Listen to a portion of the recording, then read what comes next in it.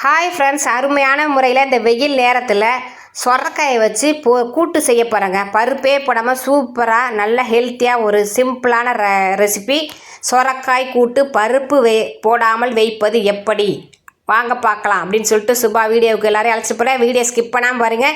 இந்த வெயில் நேரத்தில் நீர் எவ்வளோ நீர் இருக்கிறோ அந்த காய்கறி தான் நம்ம எடுத்துக்கணும்.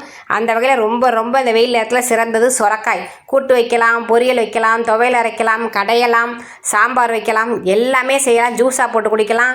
தொப்பை குறைக்கிறதுக்கெலாம் ரொம்ப ஹெல்ப்ஃபுல்லாக இருக்கும். அதுக்கு உங்களுக்கு எந்த அளவுக்கு சொரக்காய் தேவையோ அந்த அளவுக்கு சொரக்காய் வாங்கி அந்த ஸ்கின்னை மட்டும் லைட்டாக அப்படியே ரிமூவ் பண்ணிடுங்க. நைஸாக தான் இருக்கும், அதனால் போட்டு வரட்டும் சதையை எடுத்துடாதீங்க. கொஞ்சம் நைஸு சொரக்காய் இருந்துச்சுன்னா அந்த விதையோடய நீங்கள் யூஸ் பண்ணலாம். விதை ஒன்றும் பண்ணாது. கொஞ்சம் முத்திர சொரக்காயாக இருந்தால் தான் விதையை மட்டும் ரிமூவ் பண்ணணும். மற்றபடி ஸ்கின்னை மட்டும் ரிமூவ் பண்ணி எடுத்துக்கலாம் ஃபஸ்ட்டு. ஓகேவா? இன்றைக்கி இதை பாதியை நான் பொரியல் பண்ணி காமிக்கிறேன். பாதியை சட்னி வேறு அரைக்க போகிறேன் நாளைக்கு காலையில். அதனால பாதி எடுத்து வச்சாச்சு. ஓகே, இப்போ தோலை ரிமூவ் பண்ணிவிட்டு எத்தனை துண்டாக வேணுமோ அத்தனை துண்டாக வெட்டி அதுக்கப்புறம் அவங்களை என்ன செய்கிறீங்கன்னா சின்ன சின்னதாக கட் பண்ணிக்கோங்க. உங்களுக்கு எந்த சைஸுக்கு தேவையோ அந்த சைஸுக்கு கட் பண்ணி இப்போ எல்லாத்தையும் எடுத்துக்கலாம். ஓகேவா? எல்லாத்தையும் கட் பண்ணிவிட்டு பார்க்கலாம். இப்போ எல்லாத்தையும் கட் பண்ணிக்கிட்டு இருக்கேன். எனக்கு இந்த கத்தியில் நறுக்கிறதுல அருகாமனையில் நறுக்கிறதா கடை நின்றுக்கிட்டே அருகாமனையில் நறுக்கி தள்ளிடுவேன். இந்த கத்தியில் நறுக்கிறதெல்லாம் பாப்பா தான் நறுக்குவாங்க. எனக்கு இந்த வீடியோ எடுக்கிறதுனால நான் நறுக்கிறேன் காய்கறி. இல்லாட்டி பாப்பாட கொடுத்தா கடன்னு வெட்டி தள்ளிடுவாங்க டேபிளில் வச்சு. ஓகேவா? இப்போ இது மாதிரி எல்லா காயும் நான் வெட்டிட்டு காமிக்கிறேன் எப்படி இருக்குதுன்னு பாருங்கள். அந்த சைஸில் வெட்டிக்கோங்க. சின்ன சைஸாக வெட்டிட்டோம்னா நம்ம இதுக்கு தண்ணி கூட சேர்க்க போகிறதில்ல. அதெல்லாம் டக்குன்னு வந்துடுவாங்க. ஒரு கொதி தான். அப்படி அடுப்பை பற்ற வச்சிங்கன்னா ஒரு கொதியில் அப்படியே சுருண்டு வந்துடுவாங்க. நீர் காயில் அவ்வளோ நீர் இருக்குதுல. இந்த மாதிரி எல்லாத்தையும் நறுக்கி எடுத்துக்கலாம். ஓகேவா?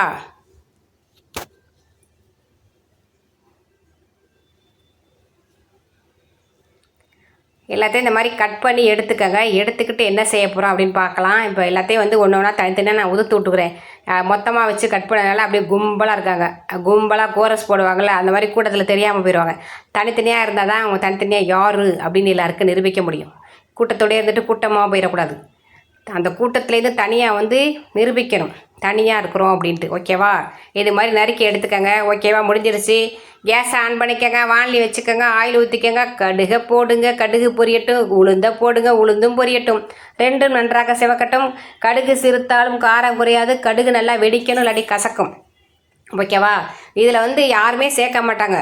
ஜீரகம் சேர்த்துக்கோங்க. ஒரு 10 வெந்தயம் சேர்த்துக்கோங்க. சூப்பராக இருக்கும். இன்னும் குளிர்ச்சியாக இருக்கும் வெயிலுக்கு. பெரிய வெங்காயத்தை சன்னமாக நறுக்கி சேர்த்துக்கோங்க. கருவேப்பிலை ஒரு கொத்து கருவேப்பிலை, ஃப்ரெஷ் கருவேப்பிலையை சேர்த்துங்க. சேர்த்துட்டு காஞ்ச மிளகாய் இருக்குல்ல, அவங்கள உடச்சி ஒரு மிளகாயை 2-3 உடச்சி அவங்களையும் சேர்த்துங்க. சேர்த்துட்டு எண்ணெயிலே வதக்கிக்கோங்க. அடுப்பு சிம்லே இருக்கணும். எப்படி இருக்கணும்? சிம்லே இருக்கணும். நல்லா வதக்கிக்கோங்க. எப்போதுமே வெங்காயத்தை போட்டோன்னா அடுத்தடுத்த காயெல்லாம் கொட்டிவிடாதீங்க.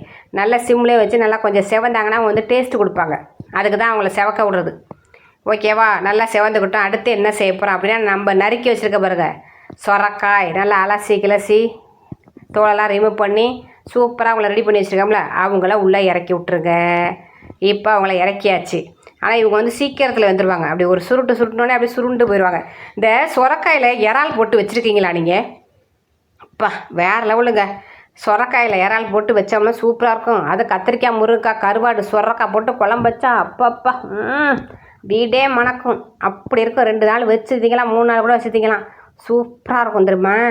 அந்த காலத்துலலாம் 1 வாரத்துக்கு வச்சு திம்பாங்க பழைய குழம்புலாம். அவ்வளோ மணமாக இருக்கும். சுண்டை வச்சு திங்க சூப்பராக இருக்கும்.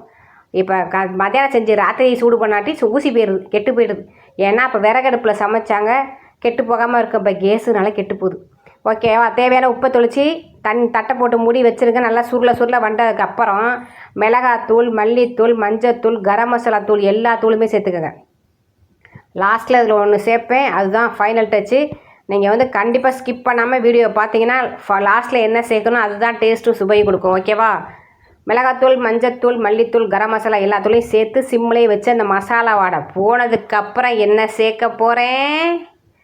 வருது என்ன சேர்க்க போகிறேங்கிறது வருது வந்துடும் பாருங்கள்.